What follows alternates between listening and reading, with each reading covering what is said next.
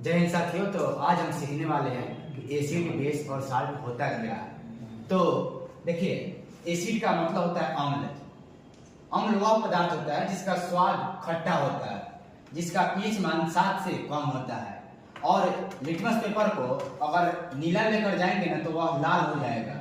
और कोई भी अम्ल जल में घुलेगा ना तो हाइड्रोजन आयन देता है। और कोई भी अम्ल धातु से क्रिया करेगा अगर वो हाइड्रोजन गैस देता है।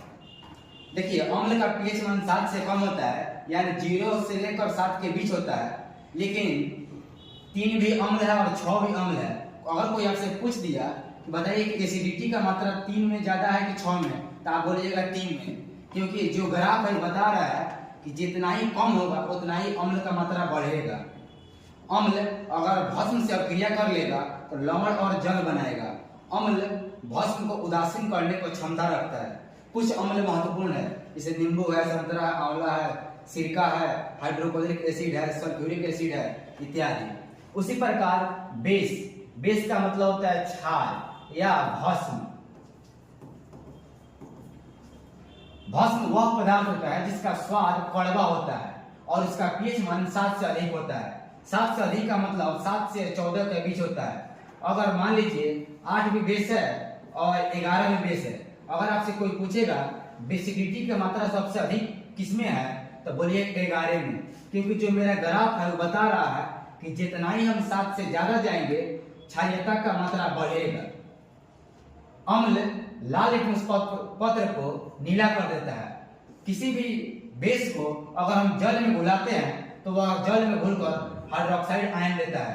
और भस्म धातु से क्रिया करके हाइड्रोजन गैस देता है। यदि भस्म को अम्ल से क्रिया करा दिया जाए तो लवण और जल बनता है। और भस्म अम्ल को उदासीन करने का क्षमता रखता है। कुछ महत्वपूर्ण भस्म है, NaOH, KOH, करैला हो गया, नीम हो गया, ये सब कड़वा होता है। उसी प्रकार साल्ट में होता है लवण।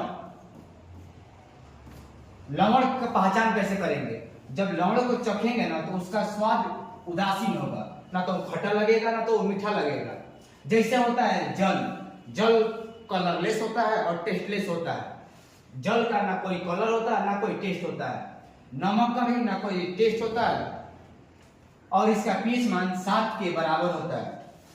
देखिए, अगर इसी तरह का अगर शॉर्ट वीडियो आप चाहते हैं हमसे पढ़ना तो आप फ्यूचर फोकस क्लासेस से जुड़िए और इसी तरह शॉर्ट वीडियो इंटरेस्टिंग माध्यम से जुड़िए और पढ़िए।